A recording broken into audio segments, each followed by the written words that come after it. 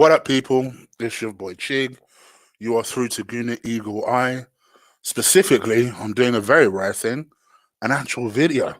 I know.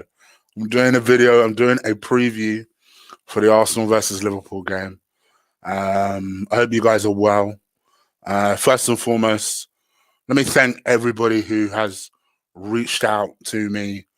Not only since the last video I did earlier today, which was almost like it was just words about my friend, really, and that was Claude. For anyone who doesn't know, he passed away earlier this week, and I just didn't feel right about doing any other type of video or watch along without addressing that. So that was one of the main reasons I wanted to just do that video. So hopefully it wasn't supposed to be a particularly flashy or succinct video. It was just really just to get some words out. And, you know, for those people who liked it, great. If you didn't, you didn't. Not really much I could do about it. But thank you for everybody who has reached out for me. Not only through Twitter, but through WhatsApp, through every other means I could think of. You guys have been brilliant. Okay. So I'm going to do a preview. And I figured if I'm going to do a preview, let's go a little old school with this one. You know, let's pick out my favorite Liverpool fan to do a preview with. And of course, there is only one person I could do that with, and that is Mr. Robby Richmond. Say hello to the people. Wagwan! Hello, people. Hello, Gooner types that are watching this, and potentially Liverpool supporters that are also watching this, maybe, because, you know, they're going, oh, Robbie, I know him. He's an absolute clown. He knows nothing about football. Let me laugh at him. Maybe. I don't know. Right. But before we start, you said, the last video you put out this afternoon about Claude, it would be remiss of me not to mention him as well. And I don't drink, so yesterday was 16 years sober for me. So this is a kind of Heineken. I'm gonna show the camera. Heineken 000. But I'm gonna have one for Claude.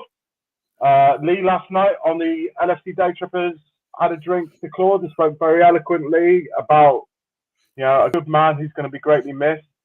And whilst I completely share your sentiments, and Chiggy, obviously, you were much closer to him than I was. You know what I did? I went back and watched some of his videos, and it made me smile. He always made me smile. And obviously, there's a thing about AFTV, Arsenal Fan TV. There's a thing about how their brand works. And I understand all that, right? Claude made me smile. And you know what? More often than not, I agree with most of the things that he said. Not everything, but most of the things he said, right? And now you know him better as a friend. He was your friend. He's just a guy that I knew from the internet. But the bloke made me smile. So anyway, here's to you, Claude. All the best. You know, we're thinking of you. We're sorry that you're gone, but we're going to do our best to try and celebrate what you gave us. So all the best, Claude. Cheers. And, if you've got one in the chat room, cheers. Very well said. And knowing him, you'd be like, all right, enough of all this stuff. Let's get on with the real stuff. And that's the football. So yeah, let's talk about the football on behalf of Claude. And I kind of titled this video very simply, what the heck has happened to both of us? But more specifically, you guys. I mean, what has happened? It feels like you guys have almost had a perfect storm of shit that could go wrong, and it's left you where you are. Like, what's happened? Because this is more than just a Van Dijk thing. Chick, honestly, mate, I know that a lot of Liverpool supporters have been like, oh, we gotta, and I'm not gonna get into everything that's gone on, right? Because we want to finish the show in about 40 minutes. We'll be here for another hour and a half after that. And you've got to do another show with Ola. For God's sake, think of Ola, right?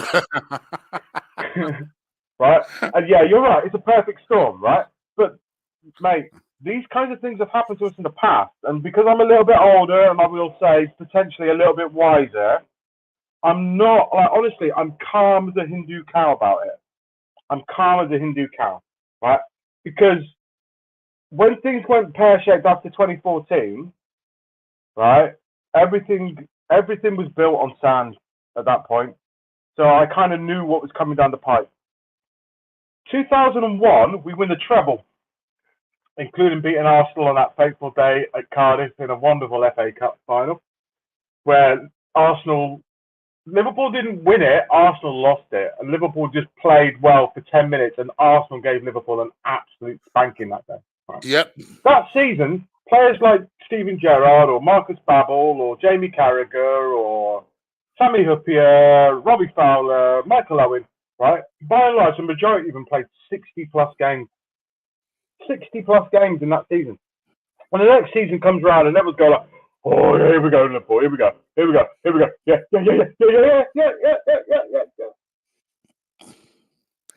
Can't do it. Physically can't do it. Now, there's all sorts of things that have gone on, right? And you get some really bright sparks, shall we say, in the media who have, all right, we all understand how this works these days. You have a media narrative, you want to go, this dude comes out and he says, like Paul Mercer said, like Liverpool should move to a back three, right? All right, Paul, I understand your reasoning there, Paul, but that's because somebody in a production meeting has said, like, Paul, we want you to say Liverpool should move to a back three. Right. How are they going to do that? They haven't got the time, right? Because it doesn't matter how much money you've got in this truncated season. The one thing that nobody's got is time. Unless you find some way to magically get 2 weeks off because your team have got COVID and maybe they've not got COVID, but you're telling everybody they've got COVID.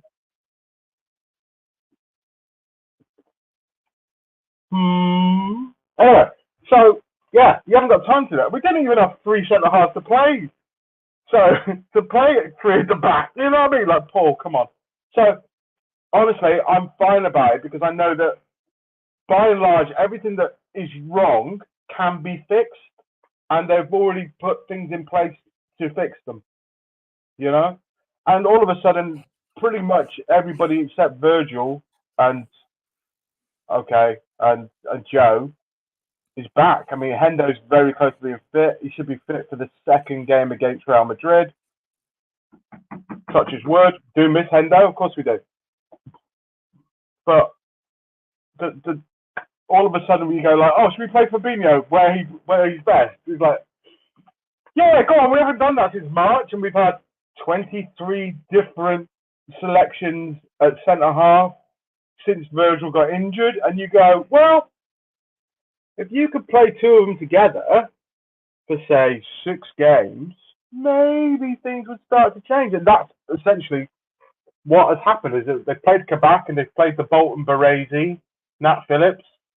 And of course, you know, Fabinho's gone back to where he belongs, and things are slowly but surely starting to improve. Like, happy days, really. But of course, we come back from a international weekend, and we have to go to Arsenal, and we have a wretched record at Arsenal, and we always have done. And I don't know, maybe it'll continue this weekend.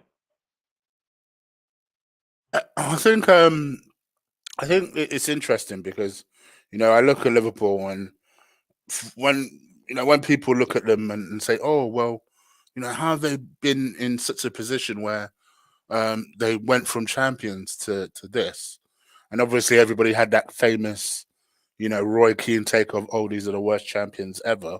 And I'm like, yeah, but if this was Arsenal that lost most of their defenders and was playing the likes of Granit Xhaka and Thomas Partey in central defence, we'd be lower. We'd be much lower. Yeah. But again, keep in mind, I'm talking about a team that at one point this season spent a majority of the time at 50th. That was now, without those problems. Again, like, we don't have the time tonight to talk about this, right? But, like, when you do an end-of-season review, invite me back on, and I'll just try and give it a perspective from another side. Because I watch your team, but I don't care about your team, yeah? So that means that when I look at the problems, I look at it from a different perspective. Yeah, because I'm not as invested as you are, yeah? One way or another, yeah. But, yeah, what's happened this year is 2 big things have happened for you. 2 big things have happened, but you will not see the benefit of them until Christmas. Right. But Okay. one of those big things is that you finally got rid of Mesut Ozil. But you won't start to feel how big of a change and how important that is for your club until Arteta's had pre-season next season, and you're putting stuff in play. And I think that, and again, like that is a thing where a lot of people still think that football's played on a football field, and football isn't played on a football field. Not always. It's played in the dressing room. It's played in the changing room. It's played on the it's played at Cobham. It's played. That's where all the hard work goes into it that you've got for the week. All of your hard work goes in there. And I'm not trying to badmouth Ozil, but now he's gone, things will change, right? And I've been saying that to you for 2 years. Until he goes, nothing's going to change at your club. There is an opportunity for change, and I think that your manager will grasp it. The other thing that has changed is that a lot of players that I know you, like you and Lee and a load of the other guys, don't rate. They have to be given the opportunity to fail. Okay, and they have failed, right? They've been given their first chance, the second chance, and their third chance, and now it's at a point where not only does Arteta have to go like, listen, I can't trust you anymore. Inside of your squad, your own players go, listen, we can't trust this guy anymore. You can't play him, Gaffer. We're going to have to go a different way, right? So what you've got is you've actually got more of a cohesive argument around all those sort of players that you're like, we've got to try and get rid of El Neni or whoever, just as an example, right? The next problem is not Arteta's problem. The next problem is how do you get rid of some of those players, yeah? How do you get rid of some of those players? You won't start to see the benefit of that probably until Christmas. But there will be a benefit, right? Things will improve. But it's not too dissimilar to what, like, Liverpool went through it with Jurgen. When Jurgen first arrived, it's like everybody went, this team's shit. What are you going to do with it? And all he did was change 2 or 3 things. And for the most part, okay, now none of those players are left apart from Hendo. But it took time. It takes time. You know, you look at what Chelsea did in the summer, where they went out and bought 5 or 6 players. If you're going to do that in the summer, too many players to bring in, too many players to integrate, too many players, particularly in a small window when there's going to be the Euros and stuff like that. You're not going to have you know, you want as much pre-season as you can get, you know, and you're not going to get that. So, like, obviously, I understand where you guys come from, and it's been really, really, really disappointing for all of you. And you've still got, as a club, the highest standards going alongside Liverpool, alongside Man United, right? That's fine. I completely understand that, right? But you've got to, like, Lee last night was talking about put all your eggs in that Europa League basket. And I understand Lee's argument, and that's the kind of thing that you and I normally talk about on Twitter. That's the kind of thing that you're normally doing by February anyway, right? So if you're going to do that, then you might as well send the kids out tomorrow night. But you won't, because you're at home and you're playing Liverpool, and it's a big fucking game, you know? It's one of the biggest games of the season. So you've got to show even a weakened Liverpool some respect, because, again, if you can beat us, and you probably will, Arteta goes into his end of season review and goes, yeah, but I beat Liverpool. Yeah? Right? Okay, that may not be a trophy, but it's still something where at the top of the club they'll go, yeah, we did beat Liverpool. Yeah, we did. Yeah, and it still looks good. You know, your man at Southampton's going to get a job on the back of beating Liverpool this season, isn't he? Hasenhüttl's going to get a job, a big job somewhere, because he beat Liverpool this season. Great, well played, fantastic, good for you. Fantastic, crack on. I'll let you speak, Chig, because I'm fucking yammering on.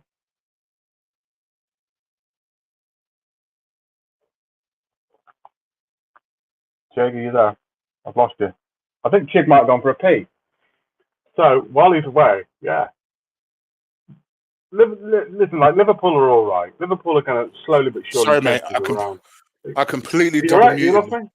I double muted myself. You double muted so yourself. I'll let you talk. so I didn't realize I have a new headphones, right? And I've got this little Yeah. snazzy mute button, but I was also conscious of the fact it didn't say mute on my screen, so I thought, let me say mute Yeah. on there as well. I'm muting myself on the screen. Like, why can't you hear me? Oh, I've still got my headphones muted. So sorry about that. It's No, I easy think done. you know what. One thing I will want to get your opinion on is Mikel Arteta. Definitely before we really start to get into the nuts and bolts of the game tomorrow. But I think from my perspective, the only thing that I can really give us in terms of, and whether you want to award this to Mikel Arteta or not is completely up to you. But I would say perhaps we become more competitive in those type of games. Yeah. But my whole thing is, and my mum has said this before, what is the point being competitive in those type of games if come Brighton we're losing, if come West Brom Ooh. we're getting pushed, if come Well, Burnley yeah. we're No, losing? listen, again, like, mate, Liverpool were there. Liverpool were there. Like the early days of Klopp, Liverpool were there. But Under Brendan. Yeah. do you see early days of Klopp in this team? Because that's the excuse that a lot of people who are backing Mikel Arteta at the moment are saying, is that, you know, they're saying that they look at this team and they look at what happened with you know, the early days of Klopp, as you said, and they're trying to make those comparisons. I don't see that. I think Klopp made more progress with his team even at those early stages. Well, listen, mate. Klopp got us to a Europa League final that we lost. Yeah, Mm. right. Arteta got you to a Europa League final that you lost. Okay. You might do well again this year. Like the draws opened up quite nicely for you, so I wouldn't worry. Like Lee said, like if you put all your eggs in that basket, that's fine. I haven't got a problem with that. I think that's fair enough because you look at the best way for you to get into Europe next year is that way, right? And I have a thing now over the course of the last couple of years, since that second year of Klopp when we were in the Champions League and we beat Man City and we got to the final and we lost. But my thinking currently is that the only teams that are going to knock English teams out of Europe are other English teams, right? Manchester City are not scared of anybody in Europe other than Liverpool and Chelsea. They're not, right? And the same in the Europa League is that, I'm a bit astonished at what Leicester did, that they went out. Although there's some good players there. It was Zagreb. Was it Zagreb they lost to? No, that was Spurs, wasn't it? Like Spurs going out is massive for you, right? Yes, I Spurs going agree. out is massive for Arsenal, right? Because that would be a team that I would be afraid of. Man Um, United versus Arsenal, I would expect Liverpool. I would expect Arsenal to show up, and I expect Arsenal to be in the game, right? See, let, You let, get let, to a let me go. final, I'll go one step further. I'll even go yeah. one step further than that. Arsenal versus Mourinho in a one-off game, I would shit myself about. Arsenal versus Ollie, or Arteta versus Ollie, I'd back us to win that game on a one-off game. Yeah, Just because because again, like, yeah. What Ollie's I not mean, shown like the thing, anything. yeah, exactly. Ollie's not a very good tactician, really isn't. Like Southgate levels of not very good tactician. I would say to you this, right? I would say there's more Brendan Rodgers in Arteta than there is Klopp. Okay, but I would also say that Mikel Arteta will be a very good manager, but it won't be at Arsenal. So it's funny you should say that.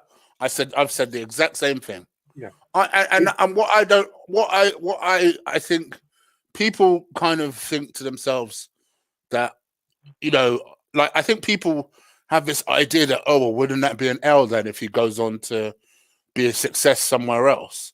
No, but No. that's why it's maddening that we are the first step on this guy's CV. Like everyone, I don't know about you. My first job, I weren't that good at it. I worked at JD Sports. Listen, yeah, I weren't that good at it. Just you know, Chiggy and people in the chat room. Okay, I used to be in the building game, right? And when you get like an apprenticeship shelf on the first day, the first thing you ask him to do is build himself a carpenter's step, basically. That they'll put like the MDF down on it and they'll cut it and they'll do that, right? You don't go to a chippy on his first day of his apprenticeship and like, right, we're going to put a roof up. Yeah? And again, Brendan Rodgers used to have this phrase where he said, we're trying to build the aeroplane and fly it at the same time. All right? And that is exactly what Arsenal are trying to do right now. You are doing your best. Again, like we've talked about this before, right? You are doing your best to try and build a squad, right? But you're fighting for, you're being linked with players that are going to go to Liverpool or to Man United, right? And they're not going to come to Arsenal at the moment. But they should be linked with Arsenal. Absolutely, they should. You're still fighting. You've gone from fighting for players with Liverpool and Man United and Juve and even Bayern Munich and Dortmund, right? Maybe not Dortmund. But now you're fighting for players with Seville. You're fighting for players with Napoli. You're fighting for players with Spurs to an extent. But I don't even mind that, though. Do you know what? I don't mind it. Funny enough, this is where me and Lee butt heads, because he believes, right? And mind you, I don't entirely disagree with him. He believes that, you know, what we should be doing is going for your likes of your Jack Grealishes and this, that, and the other. But how are you going to get him out of Villa? How are you going to get Grealish out of Villa? Like, Liverpool were linked to like this. All right, so this week Liverpool have been linked with Konate from Leipzig. Okay. Yeah, excellent player. If you guys get him, yeah. And who was he playing with? Who was he playing with in the French under-21s with about 2 years ago, or the French under-19s with a young guy at Arsenal called Julian Saliba? Right. Oh, okay. Yeah. Okay. But 2 weeks before that, Liverpool were being linked with Ezri Konsa. Konsa, who was on the books at Watford and then went to Brentford and is now at Villa, right? That boy looks the truth. That boy who has been training every day with John Terry, being coached by John Terry, that boy looks the truth. He's about 23, 24. He's only 6'1". He's quick, good range of passing, strong, and he's a talking centre back, right? But he's English, so it's going to cost 65 plus to get out of Villa. Villa don't need to sell Jacko Grealish either. If you want Grealish, you're gonna pay what you pay for Pepe. Easy. Yeah. Right. And yeah, I love Jack Grealish. Like, it's this thing where you go like, oh look, he's a lad who's 23, 24 years old. The other one is like Luke Shaw recently this year. Luke Shaw's had a great season. You go, oh, he's 23, 24 years old. He's coming into his prime. He understands how to play football now. He's grown up a bit in Jack Grealish's case. And you go, oh, right, that's kind of what they're supposed to do when they reach 23, 24 and they're coming into their prime, right? Yeah. So, it's, yeah, what's going to happen in the summer, mate, is that there's going to be a massive, massive fire sale in France. A massive fire sale because, I don't know if you've been following this, the TV deal, hold on their players. Yeah, the TV deal has fallen through. All right, so loads of money in the game has gone, and then they were kind of hoping that the French, like the main Canal Plus, is the big French TV channel. They were kind of hoping that they bail them out, and instead of bailing out the football, they bailed out the rugby and gave the rugby like a big TV contract instead. Wow, I didn't know rugby. I mean, I knew they liked their rugby team, but I didn't know it was that big over in France. Mate, yeah. But what's essentially happening is that a huge number of players and a huge numbers of clubs are going,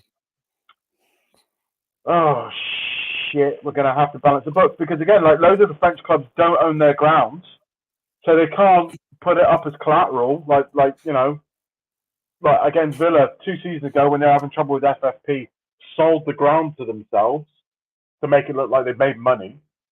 Yeah, they can't do that because they're municipal grounds in France, so they don't own them. They're basically rented to them from like the local authorities and stuff like that. So huge numbers of like you're talking about the guy you always Hosimowa. You're always linked with Hosimowa, yeah? Okay. I reckon you'll be able to get him for 15, but everybody's going to be looking at him. The problem that you're going to have this summer, right, is that someone like Hossim Omwa will be available for between 15 and 25 million euros, right? But Arsenal have been like looking at him for 2 years, right, and been linked with him for 2 years. But if Man United turn around and go like, right, we're selling Pogba, fuck it, we'll bring him in. Like, you're not going to be able to compete because he's always going to go to a club that's Champions League. You know, it's always going to go to that Champions League. So that again, obviously, makes Europa League more important. And that's how we get a lot of our players, though. Yeah, go on. We get a lot of our players. You've got to get rid of somebody to bring somebody in like that. Well, yeah, like for example, that's how we even got Lacazette. Well, not exactly like that, but we got Lacazette through circumstance. So it's a case of again, the fact Lacazette came to you because he couldn't go to Atletico, could he? Atletico. He wanted to go to Atletico. Atletico, and then Atletico had a ban. It left him nowhere to go. Yeah. Arsenal came like a white knight, and they were like, "Okay, cool. And that's we'll go one of the Arsenal reasons why you're always linked with selling Lacazette to Atletico, isn't it? Yeah. He's always that story doing the round. Who's going to go to Atletico? That's the worst way he's always wanted to go. Yeah, which is fair enough. Like, I don't begrudge any player that ever does that. You know, like. So I mean, again, let me get your impression then before we actually go into the game. And thank you for everyone that is watching. I know there is a massive tribute show on Claude and the Bansters for Claude. This is the only time I'll ever say this. By all means, if you guys got to go over there, check that out, and then come back here after, I am more than okay with that. Believe me, it's a good cause. They're raising money, obviously, for expenses for Claude's funeral. So by all means, make sure you go out there, check it out, watch an advert, donate, do what you got to do. It will all help towards the proceeds for Claude's funeral. So do go check that out, Claude and the Bounsters, and just let them know I sent you. What was I going to say? Yes, let me get your opinion on Mikel Arteta. Obviously, now he's been with us for approaching 18 months now. Yeah. My whole thing has always been, I've always felt like I've had a pretty reasonable approach when it comes to Mikel Arteta, in that I've never felt he was good enough to be given the job. Not because I have anything against this brother. It's just, for me, it's maddening to give him such a massive job with such massive problems, and then expect him to be able to solve everything. It just, to me, it's another evidence of the bad decisions we make at the club. As the season's gone on, has he had wins? Absolutely. Has he had heavy losses? Absolutely. Has he made mistakes? Oh fucking hell, yes, he has. Has there been times where he's not learnt from those mistakes? For me, that last part is the thing that drives me insane, because I could forgive the lack of experience. Because let me tell you something. There ain't no way if somebody came to me, he's on 6 million a year. Someone came to me and said, I'll pay you $1 million to do the Arsenal job. Chiggy, you do it for free. Don't talk to me about money. You do it for free. Come on, look. That's not. Listen, don't get it twisted about money, because money, like, it doesn't matter, right? It doesn't matter. Particularly when you're talking about somebody coming up. Yeah, would I like to be Liverpool manager? Yeah. Yeah, of course I would. Yeah. How much See, did I that's what get I'm paid? saying. Do I give £2? No. I pay That's, them to do the job, wouldn't I? Come on. Right? that's what I'm saying. So that's why for me, I Yeah, don't but that necessarily perspective, place too much stock yeah, on the experience the factor. financial argument is irrelevant.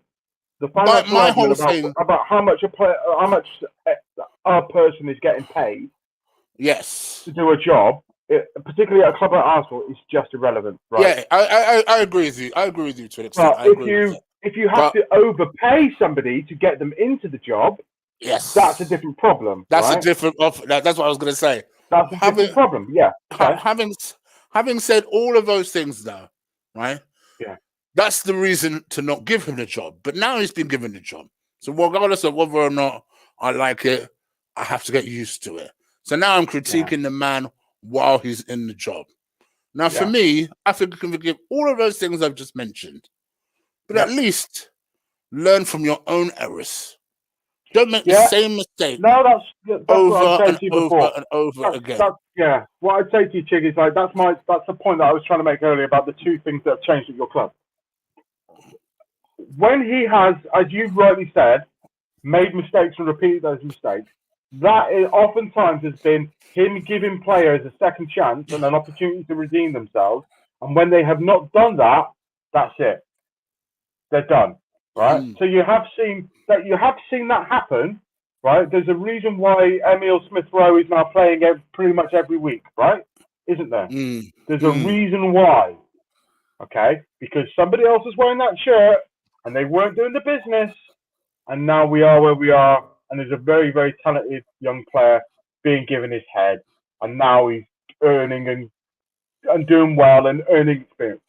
The other thing to say is as well is like, you do still have a lot of young players, and we've talked about this before, but it bears repeating, right? When you've got young players, it doesn't always go like that. It doesn't. It goes like that. All right? They're going to make mistakes, and you, as a supporter of your club, have to be philosophical enough to appreciate it is going to happen, right? It is going to happen. Trent Alexander-Arnold and Curtis Jones get an enormous amount of goodwill, principally because they're Scousers for the Liverpool supporters, right? Oh yeah, they are also very good footballers, but they are going to make mistakes. They do make mistakes. Right? Although lots of people seem to have tapped out on Trent Alexander this season. That's fine, mate. Geezer, mate. He had COVID. He had COVID at the start of the season. The club kept it really quiet because it was one of these things where like some players don't want people to know that they're not very well. Yeah, right. Probably it was during a stage where people were freaking out still about it. It's the same thing with like people said about Sadio Mane's not been very good this season. Yeah, Mane's been shit this season. Right. Thiago's not been very good since he come back. He had COVID. Honestly, every single Liverpool podcast or YouTube show, like the Day Trippers are lovely Irish lads. I talk to them a lot online and stuff, right? Really, really good lads, right? But every single person goes, Tomiskas hasn't played when he had COVID, right? But he hasn't played. Well, a waste of a shirt. Why did we buy him? Well, he had COVID. We don't know. We still don't know. Like, there's literally a thing on the BBC website today about people going like, if you've had long COVID, you are basically stuffed.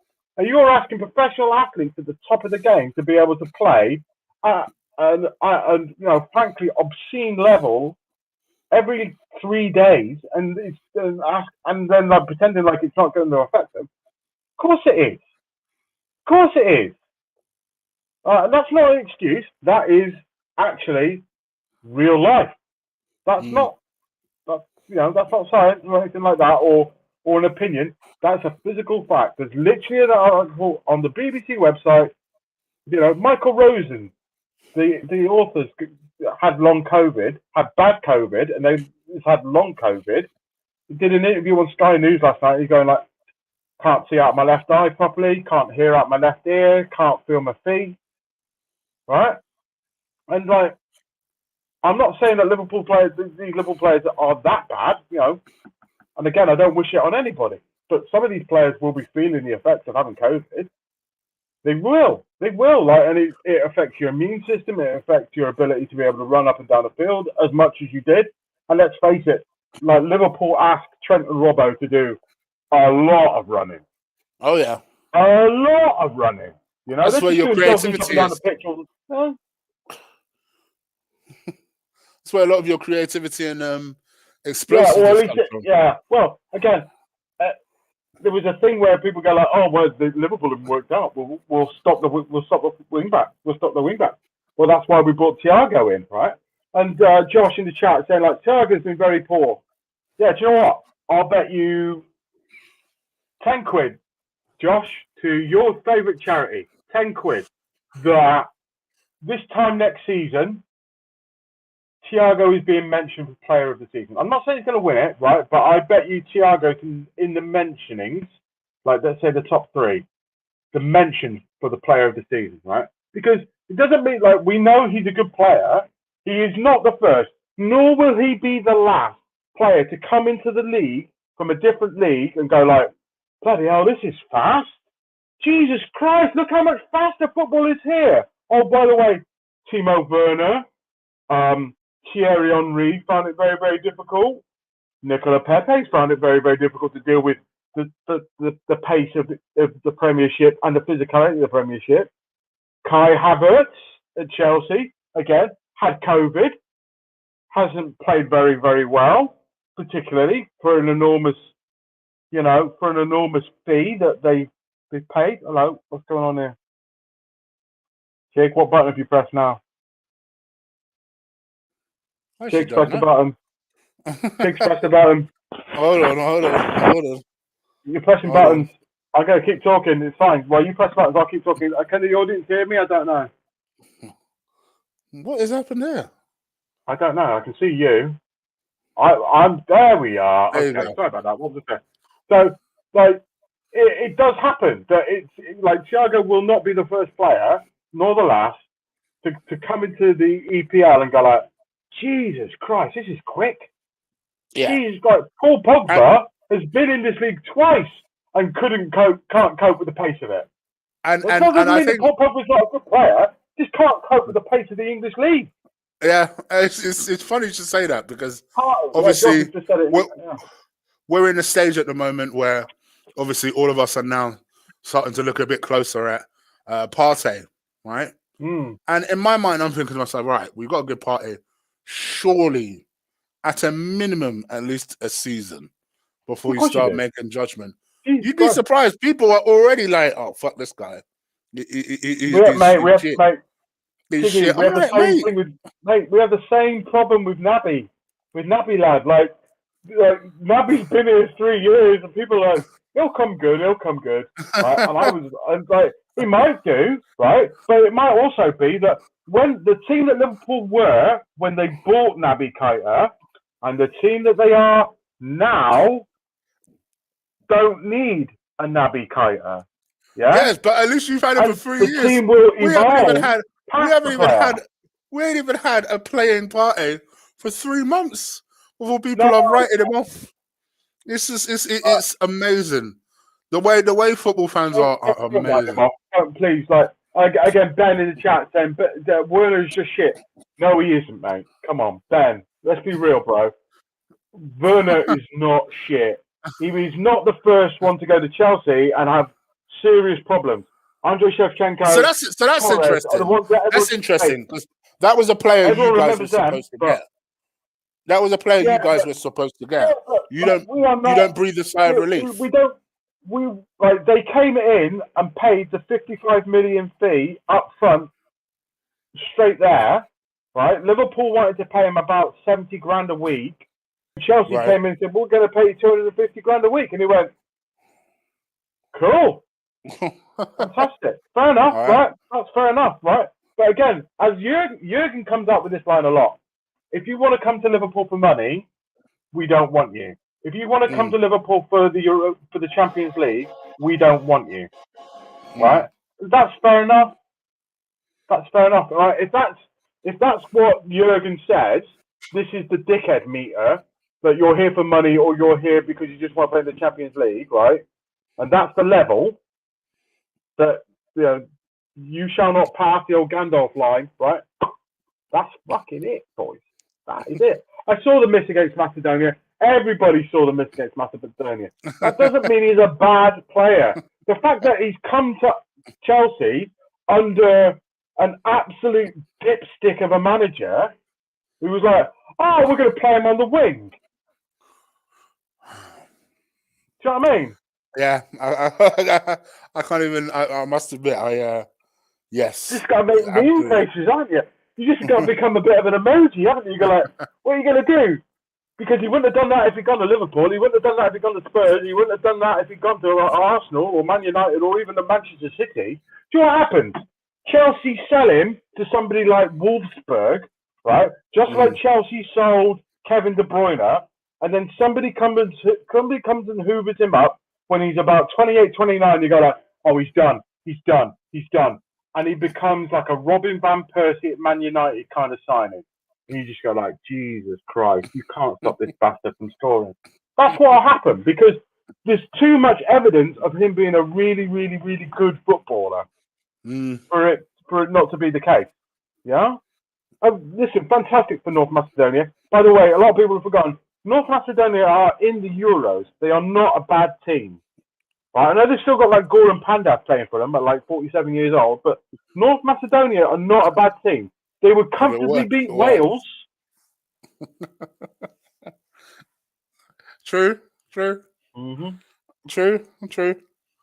Oh dear. Okay. All right. So let's do our teams for tomorrow then, mate. Come on. I was just literally going to say. So obviously you must be even with Liverpool struggles, even though you guys don't have the greatest record against Arsenal at the Emirates. Do you still feel confident? Obviously, you have players coming back now. Right, okay. So it's Friday, it's about 8:30, and we're playing tomorrow at 8, yeah? Yeah. If you offer me a draw, Chiggy, honestly, you offer me a draw right now, I'd snap your fucking hands off, pal. You offer me any kind of draw, happy. I'll take it. I'll take a draw. Because we don't have a great record there. Obviously, it's difficult when they've come back from an international break. Although the majority of our players, except for Robbo and Ginny, have all been at home, which has been good, and being able to literally they had 6 days off and everything, and he'll have had time on the paddock with them to try and do some training, and he'll be putting some things in. You're right there, pal, coughing away. Have you had COVID? Yeah, no. Have you had COVID? No, not to my knowledge. Okay. You carry on coughing like that, pal. That might be worth just having a test. Having a test, I know, right? Oh dear. Right, but yeah, I would say that Liverpool will have had a good opportunity to put some things in place. Like we have had players away. Like Mo's gone away and scored a load of goals against a team that I'd literally never heard of. Jota's gone away and come back, and he scored like 15 goals in a week. The fact that Jota's back is massive. If anything, everyone talks about Liverpool's defensive problems. The fact that we were missing Jota for 3 months was huge. Definitely. Huge. One of your real success stories, that one. Yeah, again. So we didn't buy Werner, and then we bought Jota for £10 million less. We're paying Wolves about $5 million a year. We didn't pay anything up front, and we're paying Jota about 70 grand a week. There you go. Yeah, not bad. Yeah. I'm hoping Liverpool will be an improved performance. We looked pretty good against Wolves. We looked great against a very naive Leipzig side. And the green shoots of recovery are there. This is a game where if we win it, we'll start getting some real momentum going. Because this and the Man United game are the two last real big games, and then after that, everything looks eminently winnable. Really does. I don't think he'll worry about Real Madrid on is it Tuesday? We're playing Tuesday, yeah. So I don't think he'll worry about that too much. because that'll take care of itself. What Liverpool do want to do is just continue to try and bring players like Thiago, like perhaps Naby into form. Continue playing Fabi back in his holding midfield role.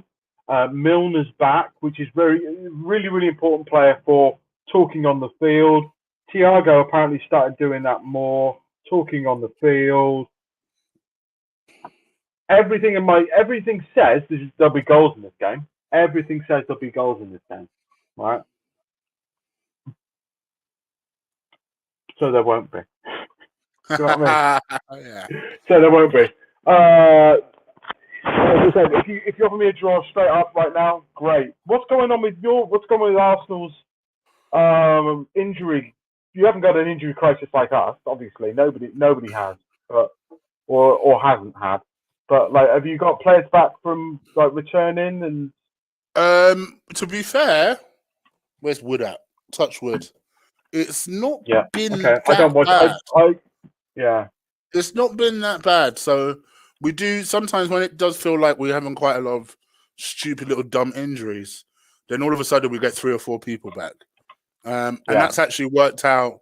That's always usually coincided with a break. So usually we'll have an international break. Just let me ask you this: have you had that similar thing that loads of clubs have had? Because there's been more injuries this season than ever before in the history of football.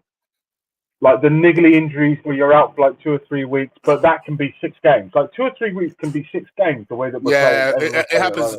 But to be honest, it's always happened a lot with us. So I think, like according to Brian, which I never knew, to be fair, I knew that Saka was doubtful, but apparently Luiz is out, so I never knew. Ah, shit!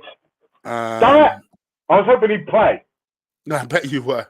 So if Luiz is out, so I expect someone like probably Gabriel and Mari will probably play in the centre. Gabriel's done well for you, mate. Gabriel's done well for you. Listen, I like him. I think people think I don't like him. I'm just not all the way sold on him the way some people are.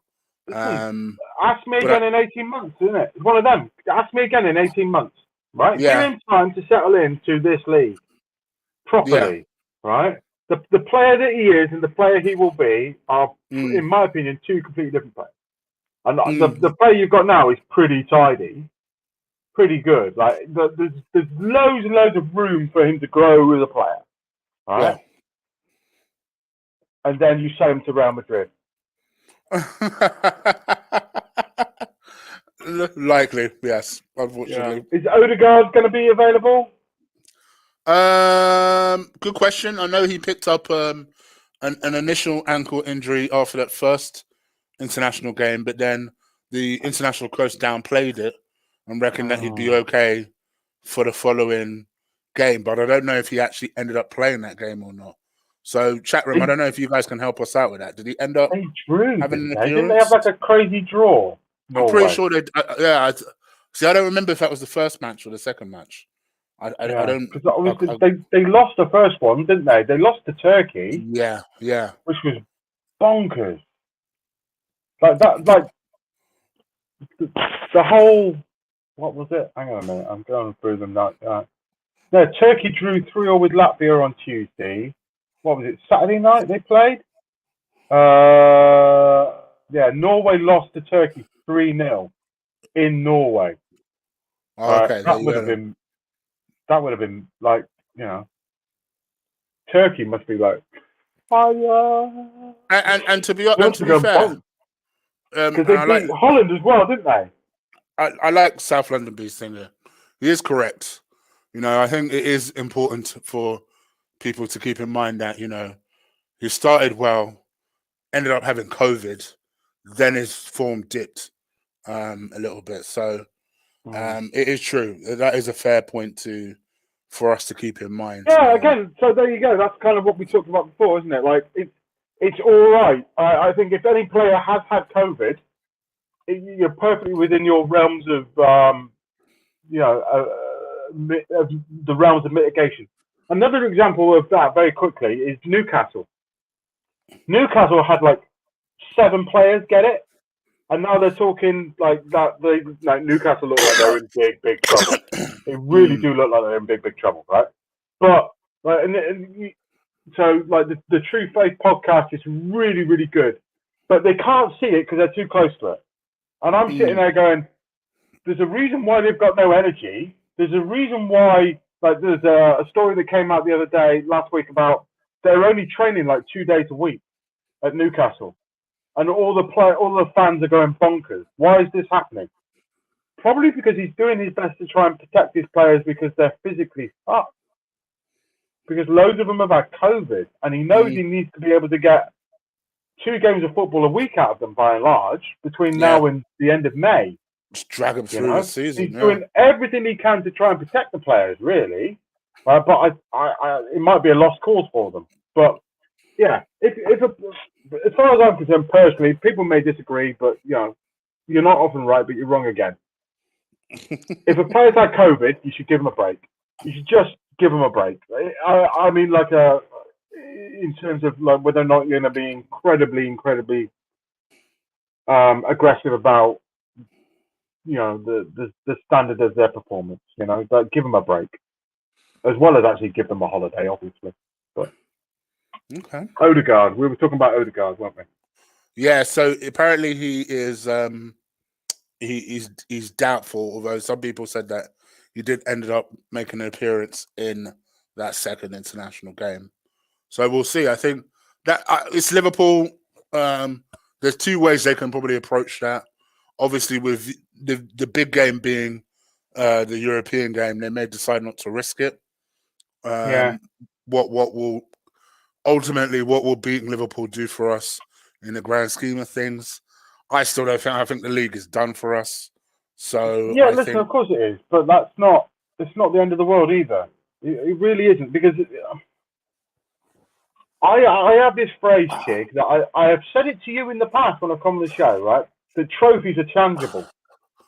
For far too long here in the EPL and around all football, doesn't matter where you watch your football, we might be the Bundesliga, it might be watching La Liga, you might be watching MLS, you might be watching the A-League down in Australia, right? It doesn't really matter. That we have been sort of preconditioned to say, like, well, if you haven't won a trophy, you're not a good team. Well, and that's the only measuring stick that we use. And that's bobbins. That's not the case. Thank you from LFC Aaron for the donation. Big up to you, LFC Aaron. Another walk of that. Yeah, fully agree with those sentiments, Aaron. Spot on. Thank you, my guy. Yeah, Liverpool big love. Fans always, they always show me love, Liverpool fans. So yeah, thank you, man. But yeah, it's not. Trophies are tangible. Like, again, Liverpool had this thing with Klopp, and they're like, well, he blows it in the finals, and he hasn't won anything, and then 18 months later, he's won everything, right? But we were a good team before we won everything, and we're a good team now, yeah. And you can't put a price. It doesn't necessarily, like, a big shiny thing is great, Do you remember that old Shaquille O'Neal thing? Shaquille O'Neal did an advert, and he went, I've got 10 fingers and no rings. Yeah? And then the next year he went to the Lakers and he won every fucking thing. Yeah, everything, right? Okay? It doesn't necessarily mean that if you don't win a trophy, it doesn't necessarily mean that you're a bad manager or you're a bad team or you're not going anywhere or there isn't room to grow. It's just whether or not you can keep the players and the senior management inspired enough to keep going on that journey and go back to the well one more time and go. Now, remember, you won the FA Cup, all right? You won the FA Cup, and you won it well. You won the FA Cup well last season, right? And I appreciate some people will turn around and go, it doesn't mean nothing. The FA Cup don't mean nothing, yeah? If Spurs win the Carabao Cup in a couple of weeks' time, massive. Probably keep him in a job. Probably keep Jose in a job, that. I hear what you're saying. Listen, it's always important for people to be able to have the ability to win trophies. And like you say, if they can win them well, all the better. And don't get me wrong, for me, when it comes to Mikel Arteta, his focus should be on winning the Europa League. It should be. He's in a quarter-final of a European Cup where Arsenal have never been near winning a European Cup for a number of years. He has an opportunity to be able to change that. And even as someone who is a skeptic of his, even I will have to start giving him a break if he was to win such a cup. Of course. Absolutely. I'm not, Yeah. I'm No, not, it I'm not an buys idiot. because I mean it buys you credit in the bank. Yeah, it gives you credit in the bank. Liverpool lost that Europa League final to Seville, right? But it put credit in the bank because the way that we got to the final. We beat Man United, we beat Dortmund in the most astonishing manner ever, right? It gave Klopp, credit in the bank because everyone can suddenly go like, right, we can see where we're going. There's a clear path where we're going, right? The big problem that I think collectively Arsenal have a problem like this, okay, is that if you're on a journey and you're walking along and we're going to, like, there's a trophy at the end of the end. Yeah, we're going to get that trophy. You'll get halfway through and things aren't looking great. And half of the club will go, George, should we just turn around and go the other way? You can't. You've got to keep going forward. Like, Ben's point is absolutely spot on. Defoe coming out this week telling Kane to leave Spurs for a team who wins trophies. Jermaine Defoe can count the number of trophies that he won on one hand. And Jermaine Defoe was an absolutely phenomenal footballer. Yeah. An absolutely phenomenal footballer. Right? A phenomenal footballer. But you can count the number of trophies he won on one hand.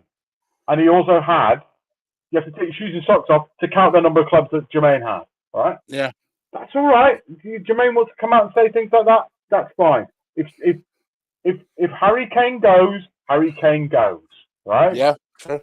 But somebody's going to overpay massively for him, and he's likely to end up as crocked as Eden Hazard is at Real Madrid, right?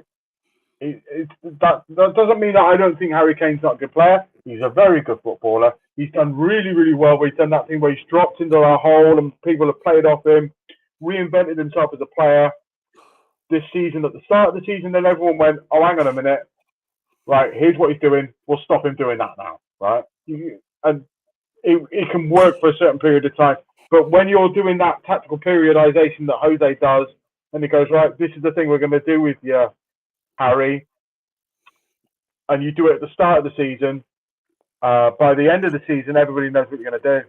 Yeah? That's why a lot of them, like, Jose would have done that 15 years ago. He would have done it halfway through the season. And now it would be paying dividends. But he didn't have the choice because he didn't have the time on the playing field because everybody's playing every 3 days. And that's unfortunately why one of the reasons why Spurs' season has fallen apart. But again, at Christmas, they were being linked for winning the championship.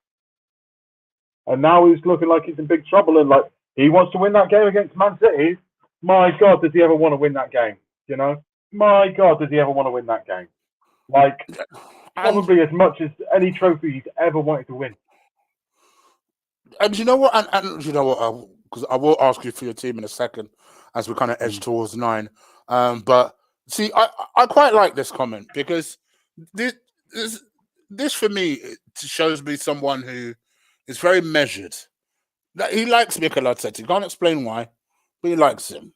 However, he accepts that, this season we're talking about Arsenal barely getting into the top half of the table. That is a disgrace. No, it's not. No, it's not. I'm sorry, I disagree. It's a disgrace, man. Come on, brother. Listen. Come on. Okay. No, Come right. on. Okay. Listen. Your standards are here. Okay, right. Those are Arsenal standards. Okay, right there. Arsenal standards are here because Arsenal are one of the big 3 clubs in the EPL. Of the big 6, there's 3, and then there's the other 3 that are kind of like here. Yeah. Okay, but your standards are here. But you have not been playing, including what Mikel Arteta has inherited. He has not. You've been here for the last 4 years under Unai Emery, under Arsene Wenger, right? So to get back to there is going to take time, right? So if you want to say it's been a disgraceful season, fine. If you think that you're going to be able to get from there to there in the space of a season, you're not. Because Liverpool didn't. City didn't, right?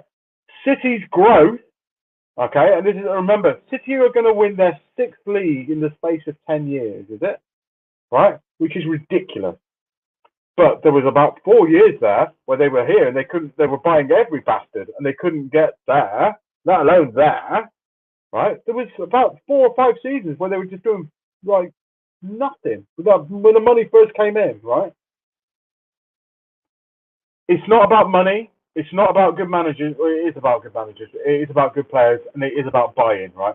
But Arsenal problems, these problems here, do not get fixed in the space of a season, particularly a season where you're playing, every 3 days. Because one of the big things that you need, Arteta needs, that nobody's willing to give him from your fan base, and I understand why, because you deserve to be here, is time. The one thing he needs is time. He needs full pre-seasons. He needs opportunities to doing that double period, that hyper periodization with his players, doing more things tactically on the field, right?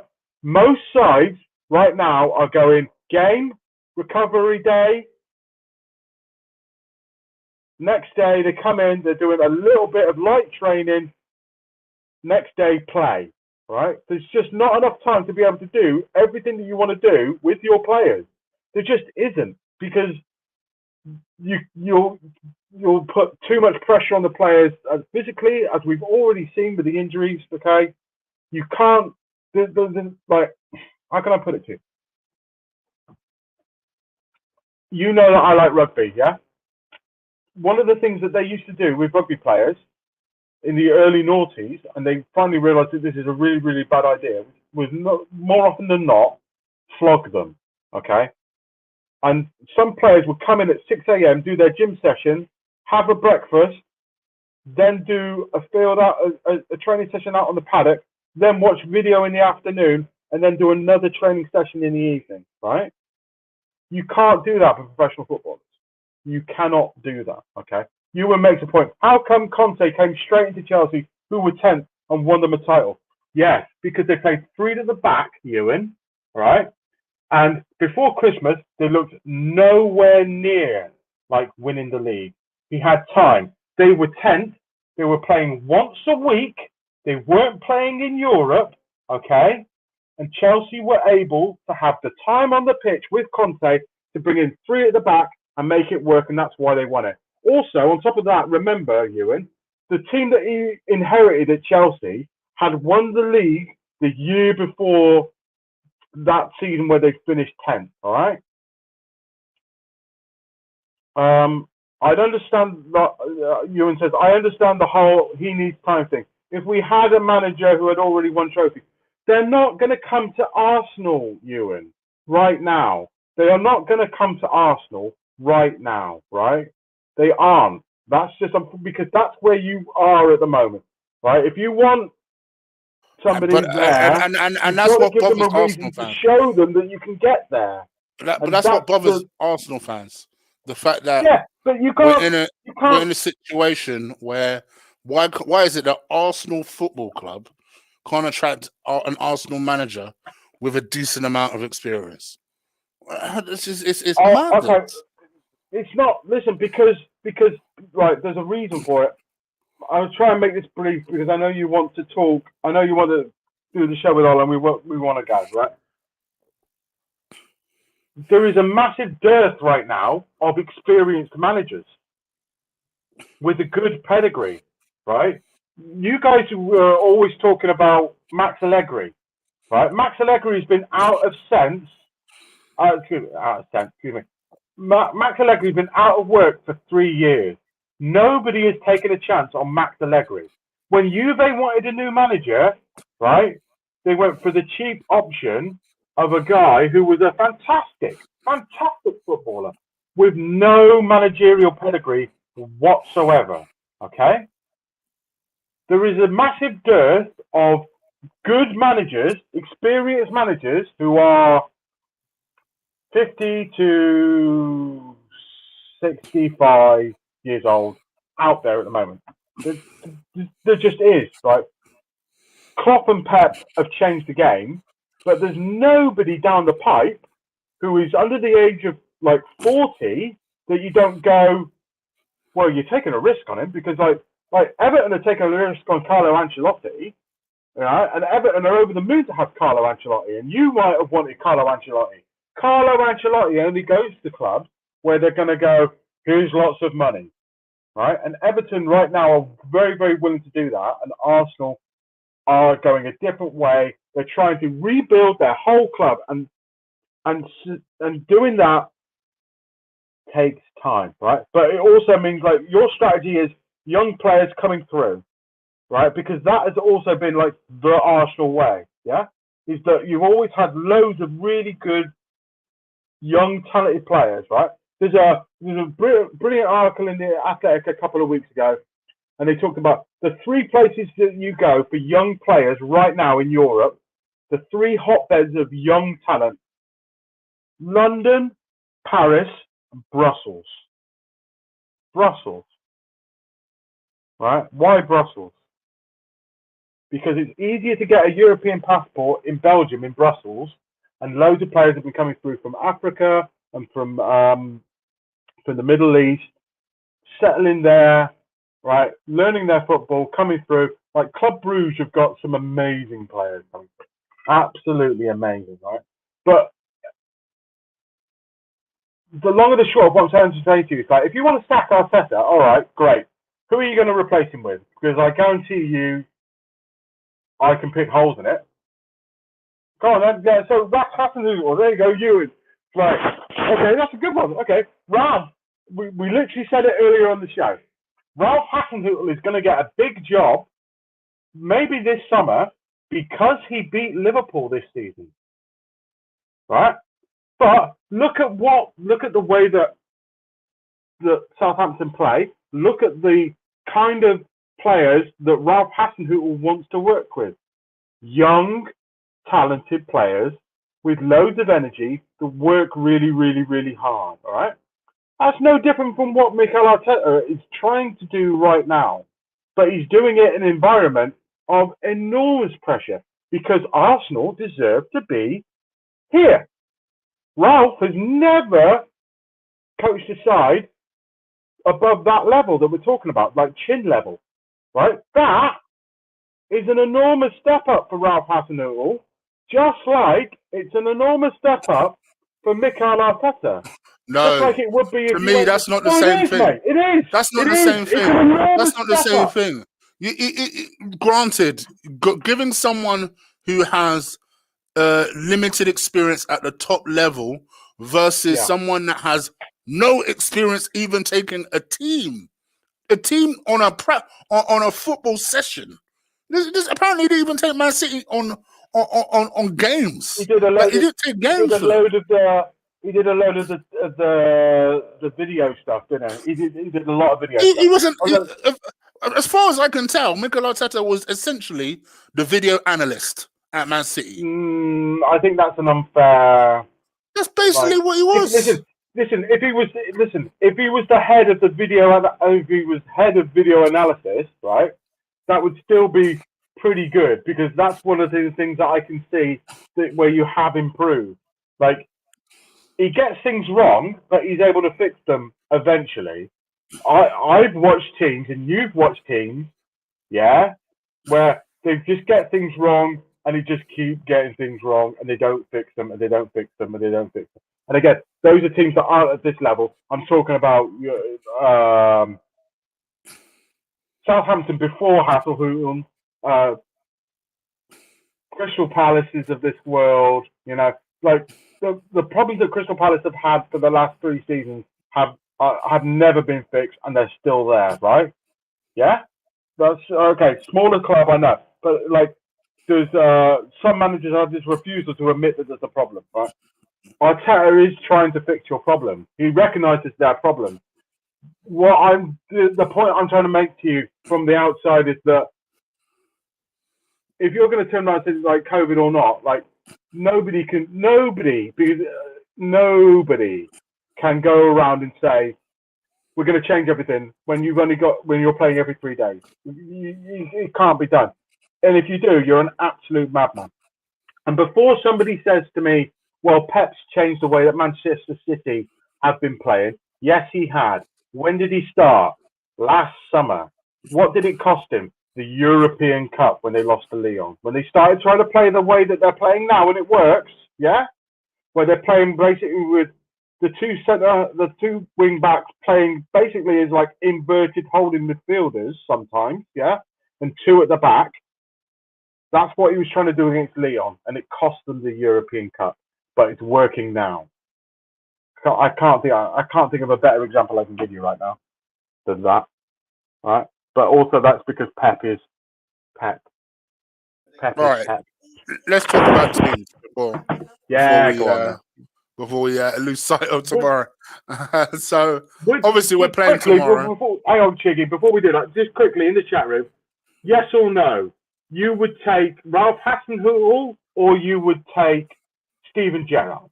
Because Steven Gerrard is in exactly the same boat as Mikel Arteta, but in one league, Steven Gerrard has done very, very well, where Celtic have been absolutely fucking dog shit, right? So would you have Ralph Hasenhüttl or would you have Steven Gerrard? In the chat room. To take over from what? Take over. Yeah, your next manager. Just for a bit of fun. Let's go to the team. Let's go while we're doing that. For me, it's easy. I would have Hasenhüttl, but let's see what the chat room say. Because I know a lot of us do like Steven Gerrard. We like the way he presents himself. We like, I like how classy he is, and comes across. But I also don't see, even if I was a Liverpool fan, and you said to me, would I stick with Klopp or would I get Gerrard? You're a fucking idiot if you want Klopp out. Well, yeah. Don't worry about that. Let's get to the teams. Come on, because I'm thinking of Ola, bless him. Ola's probably going to, where the fuck is he? He's got till 9:30, and I'm setting our stream up now anyway. So we're good to go. Okay. Right, so the team. I'll give you Liverpool's team first. Go on. Okay. Alisson in goal. With his Magnum PI moustache. If you've not seen it, give it a Google. It's glorious. So is he back from? He never went away. He never went away. The Brazilian lads never went away. Oh, I see. Even their games got cancelled, which is great. So Alisson, Trent, Robbo, the Bolton Baresi, Nat Phillips, Kabak, bringing Sexy back, Fabi, Thiago, Naby Lad, Bobby, Sadio, and Mo to start. For me, yeah, he'll go with Bobby because Bobby's just come back from injury as well. I think he'll go with Bobby to start. And then in the second half, we'll go to a 4-2-3-1, and they'll bring Jota on, probably for Naby Lad, and hopefully we'll score a couple of late goals. Maybe, probably not. Okay. Oh, I just realised it's going to be a quiet night for us, UFC wise. I just realised there's no event tomorrow. Okay. I'm going to show you our team. I could have done that if I. You could have done that. Yeah. In fact, I'll see if I can do it now. Is it too late? Is there any point in me doing it? No. Oh, you can do it. See your team. Yeah, but I need to be able to see your team while I do it. All right, hang on, let's do it. I can't even type lineup builder, mate, while I'm doing it. Disgrace of it. All right, well, while you're Can't even do it. What an absolute disgrace. All right, can you see that? I can. Yeah, I can. Ooh. So, made a couple of controversial changes. That is controversial. Go with Leno in goal. Just because at this point, why not? Cedric as right back, I think he's done really well to kind of not just convince us that he's better than Bellerin, but actually convince the manager that he seems to be better than Bellerin. So hopefully he'll keep that up. I've gone with Chambers to replace David Luiz because I thought Chambers did really well. Admittedly, as a right Yeah, back, he mate. did You really know I well. like Chambers. I I like like Chambers. Chambers. I like Chambers. These guys know already. I think he's very underrated by our fan base. I do like him. Very composed player. And I'd love to see him start along as a centre back alongside Mari, which isn't a lot of pace. That's my only concern there. Yeah, Because obviously you guys are frightening when it comes to pace. But other than that, yeah, I think composure wise, I think those two would do very well. And then obviously Tierney as a left back.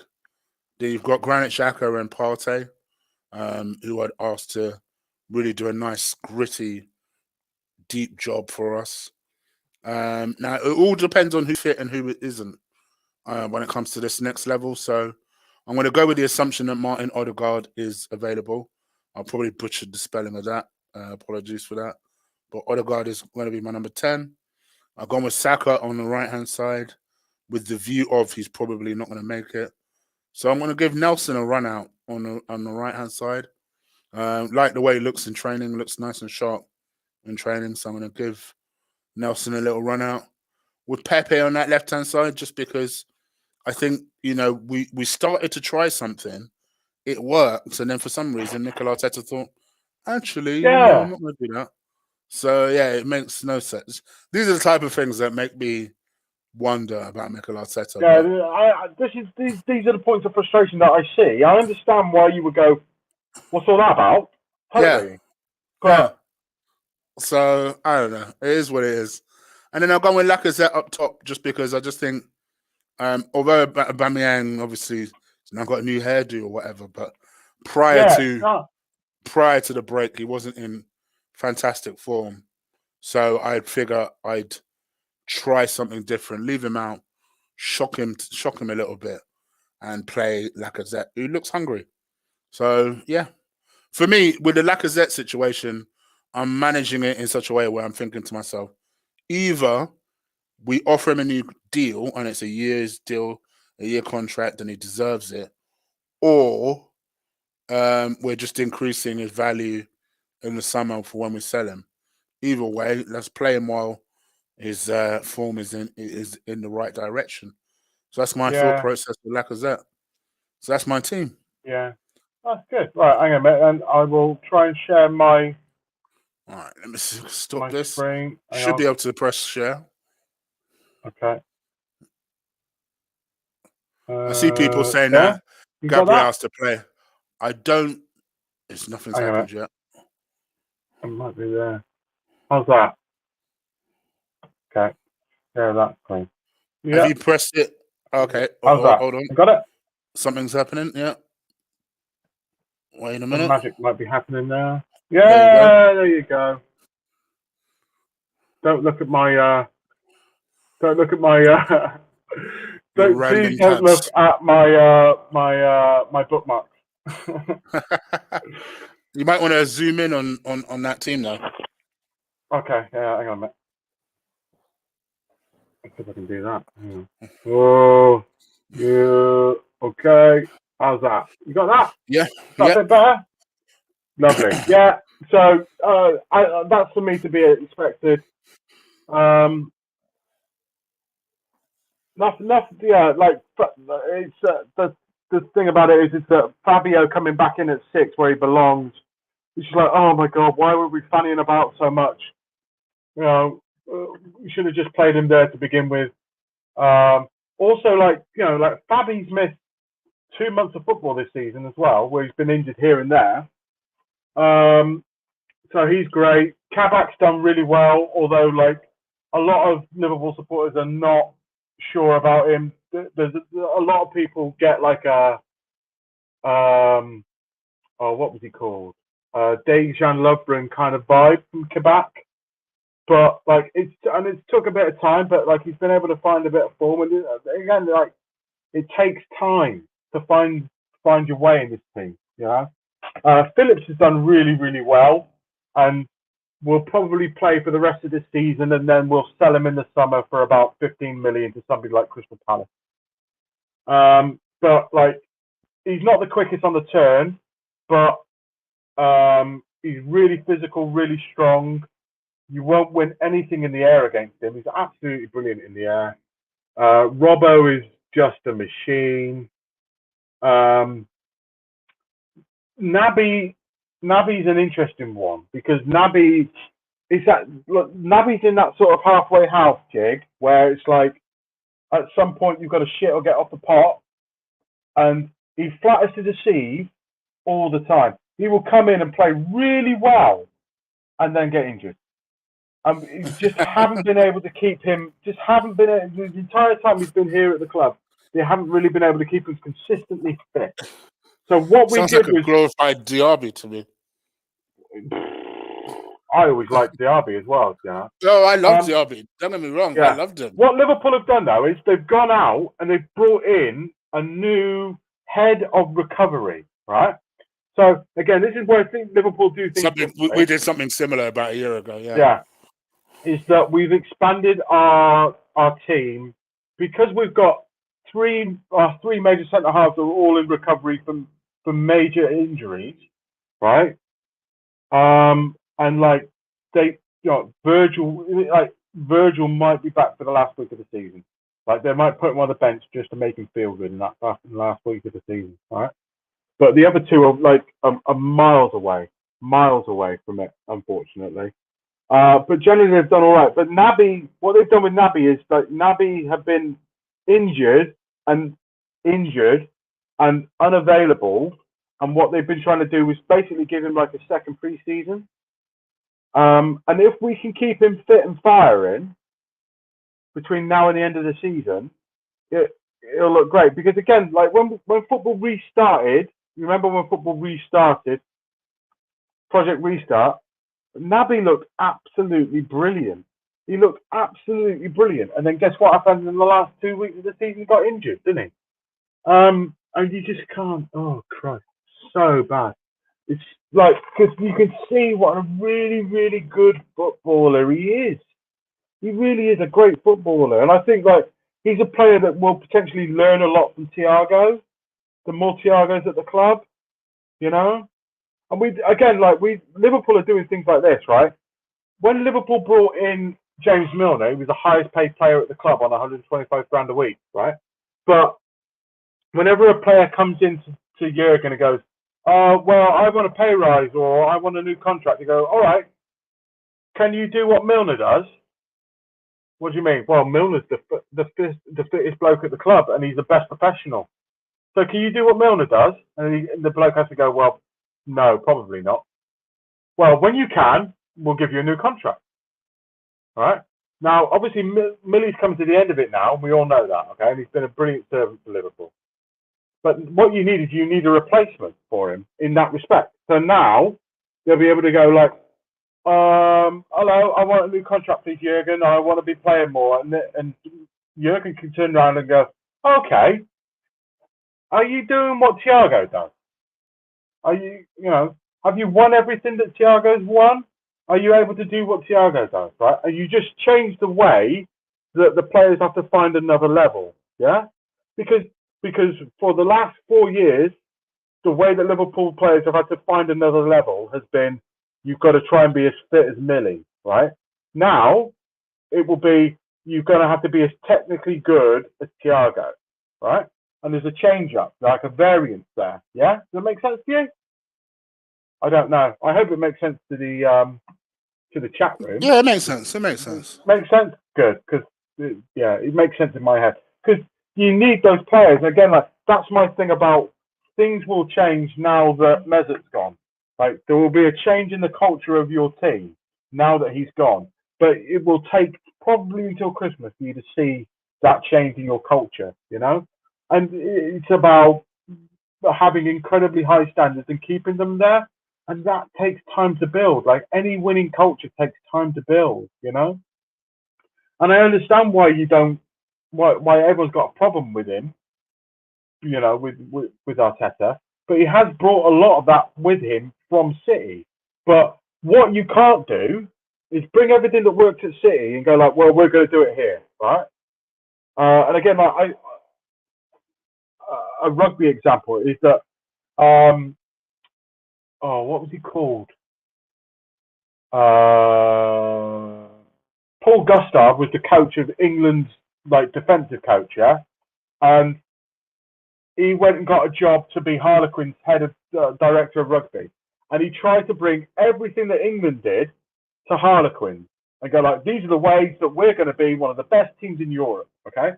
And the players and the staff around the club completely rejected it because there's a way of doing things at Quinn, and they didn't necessarily want to change, okay? So when things like that happen at a club, the things that change don't happen, won't be felt until that change happens over time. And some players that typify everything that's wrong, Mesut Ozil, leave, and then slowly but surely things will start moving in the direction that you want them to do, right? But again, those are all things that will happen in the training pitch. It won't necessarily happen in the uptick of your results. Hopefully it will, but it may not. It may not, you know. But you'll be able to see things are slowly but surely changing, because what Arsenal have got, right, is they have a lot of really, really good young talented players. Really, really good young talented players. What you're missing at the moment for me is just missing one or two players that will stand up and be counted. Basically, I'm saying you need to find another Tierney, a character like Tierney, with the attitude like Tierney, yeah? And the other player that we need to get rid of course, is somebody that's really, really fond of trees, right? And when you get rid of the lad that's really, really fond of trees, not cheese, I'm fond of cheese. When you get rid of the lad that's really, really fond of trees, you will see a massive uptick in the way that your squad operates, performs, and hopefully results will improve that way as well. All right. I'm not saying he's toxic, but I'm not saying he's toxic, Chig. No, I haven't said anything. I haven't said anything. I'm not saying he's toxic. I've not said anything. I'm not saying anything. Oh, dear. I'm not saying he's toxic. Oh, dear. I'm not saying that. Anyway, so yes, that concludes our Arsenal versus Liverpool preview. Hopefully you guys have enjoyed the show. Thank you for everybody who has tuned in, particularly because I know that there's a massive stream going on at the moment on Claude's old channel, Claude and the Bansters. Go and hop over there. They're doing a massive fundraiser for essentially his funeral costs. So make sure you guys go over there, contribute to that, say that I sent you, and be active and participate in that. And hopefully Arsenal, well, Robbie won't be thinking this part, but hopefully Arsenal can go ahead and give Claude a good send off and do the job. Yeah. Listen, if you get a result, let's be fair. Let's be fair, right? If you get a result, right, you'll be able to look back at it at the end of the season, and you will say, when you do your end of season review, you'll go, Robbie was probably right. We did beat Liverpool, you know, right?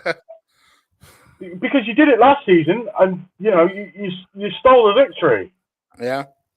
Do you remember that evening? You sent me some WhatsApp messages, and I was, shall we say, busy at the time. Yes. I remember that? I remember. You remember that? Right? Yes. I was very busy. Oh, we'll dear. We will leave it there. All right, guys. Yeah. We are Thanks for having me on, Chig. Thank you for coming on, mate. I appreciate it. It's always fun when you come on. And We'll find out who wins tomorrow night. It'll be a draw. Probably. Me, Ola, and Will are probably going to do a quick review of 260. There's not a lot really to talk about in terms of actual events going on this weekend because there isn't any.